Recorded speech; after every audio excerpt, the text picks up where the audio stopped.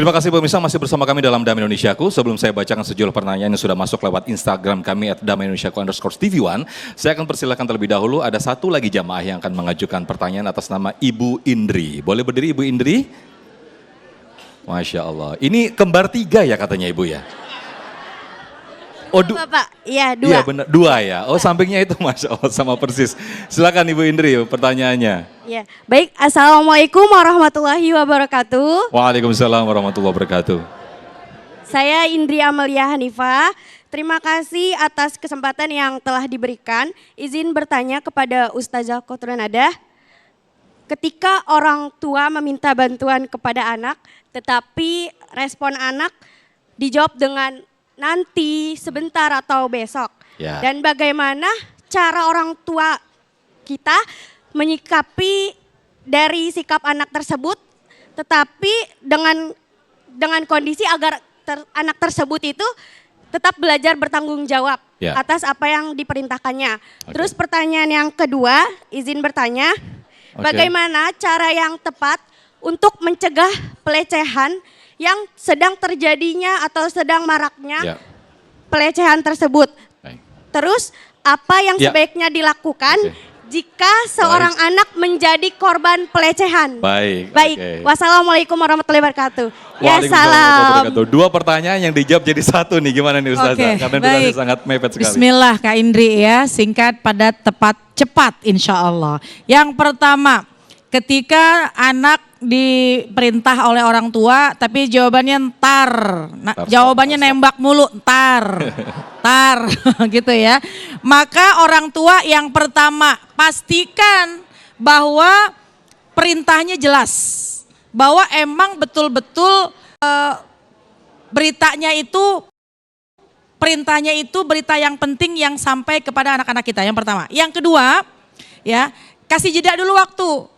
Ini entarnya jangan sampai kasih jeda dulu 5 menit, mungkin dia sedang menuntaskan sesuatu ya. Tapi akhirnya entarnya sampai 5 kali. Nah lalu bagaimana? Maka kita pakai bahasa yang baik pada waktu yang tepat, panggil anak kita. Ya boleh ketika itu atau boleh kita dalam keadaan tenang, dalam waktu yang enak juga. Nak, mulai sekarang mama berpesan, kalau mama menjalankan atau mama menyampaikan perintah atau mama minta tolong jangan ditunda. Pasti mama ketika minta tolong sama kamu, pasti mama sangat membutuhkan. Mama sangat membutuhkan. Baik mama maupun ayah, tolong kau perhatikan. Ya, alhamdulillah kamu masih mendengar suara ayah ibumu untuk minta tolong. Jangan sampai nanti suatu masa ya ketika kau sudah tidak bisa mendengar suara ayahmu dan ibumu untuk minta tolong, untuk minta bantuan. Namun sekarang ambil kesempatan, ketika orang tua meminta bantuan maka segeralah. Jadi dengan bahasa yang baik sesuai dengan umurnya nih. Ya, anak yang kecil, anak yang sudah remaja, dewasa. Nah, itu kita memberikan pemahaman bahasa sesuai yang dia ngerti. Itu yang kedua ya. Baik, langsung lompat nih Langsung lompat tentang pelecehan seksual yang sekarang marak terjadi. Jadi ketika memang zaman sekarang yang namanya pelecehan, ya Allah, naudzubillah wa iyadzubillah. Maka kita orang tua jangan tabu menyampaikan hal ini kepada anak. Sampaikan mana bagian, mohon maaf ya, mana bagian-bagian mana yang sangat harus dijaga. Ketika ada seseorang yang tidak kenal kau, jangan gampang untuk terbawa gitu ya. Dan ketika ada sebuah sentuhan yang memang sudah sangat, kita kasih tahu titik-titiknya, kita kasih tahu batasan-batasannya, maka itu kita harus menghindar. Jadi pendidikan tentang penjagaan diri harus disampaikan kepada anak-anak kita. Itu yang pertama. Jadi kasih tahu batasannya. Yang kedua, kita pun juga harus komitmen. Kondisi sekarang memang sih tidak malam doang ya terjadi pelecehan ya. Akan tetapi ya siang pun kadang-kadang terjadi.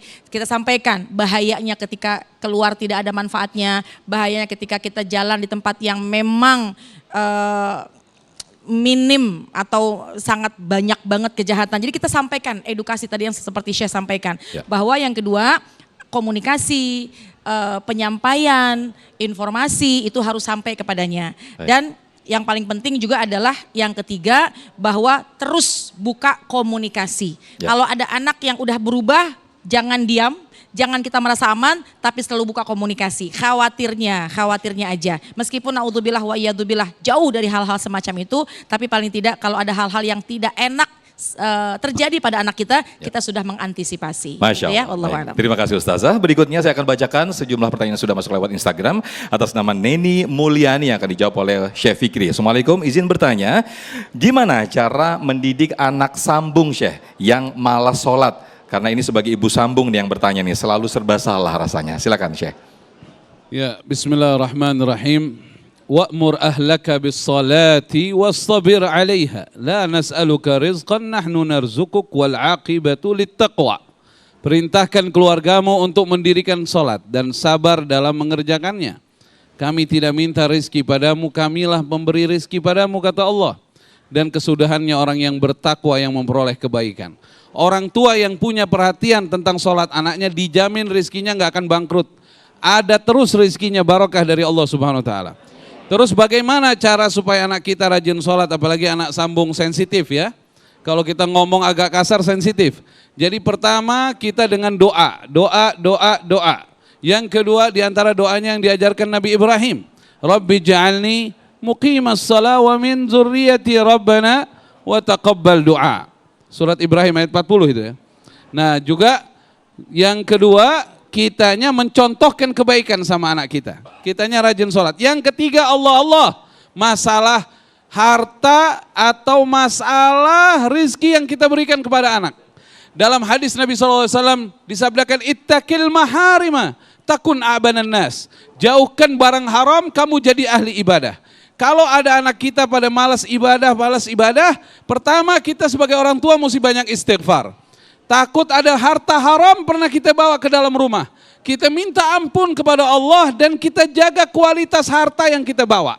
Karena ini berdampak besar untuk ibadahnya anak-anak kita. Ya. Kita bawa harta halal, anak kita jadi ahli ibadah. Insya Allah. Insya Ya Allah. salam. Ya salam. Masya Allah. Terima kasih Syekh Fikri Thorik atas jawabannya. Dan pemirsa, di segmen berikut kita nanti akan berdoa bersama-sama. Insya Allah akan dipimpin oleh Syekh Fikri Thorik. Tetaplah bersama kami dalam Damai Indonesiaku. Saja kami kembali.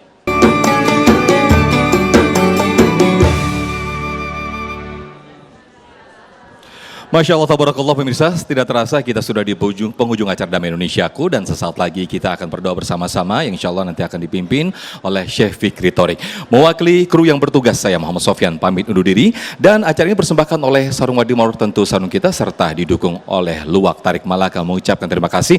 Wabillahi taufiq wal hidayah. Wassalamualaikum warahmatullahi wabarakatuh. Bismillahirrahmanirrahim. Alhamdulillahi Rabbil Alamin. Allahumma salli wa sallim ala Sayyidina Muhammad wa ala ali Sayyidina Muhammad. Allahumma barik lana fi awladina wa dhurriyatina wa la tadurrahum wa waffiqhum li ta'atika warzuqna birrahum. Ya Allah, berkahilah kami pada anak-anak kami dan keturunan kami dan janganlah sampai mudarat menimpa mereka. Ya Allah, berikanlah taufik hidayah agar anak keturunan kami taat kepadamu dan Nabi Muhammad sallallahu alaihi wasallam dan karuniakan kami bakti mereka. Wa sallallahu ala sayidina Muhammadin wa ala alihi wa sahbihi wasallam. Alhamdulillahi rabbil alamin.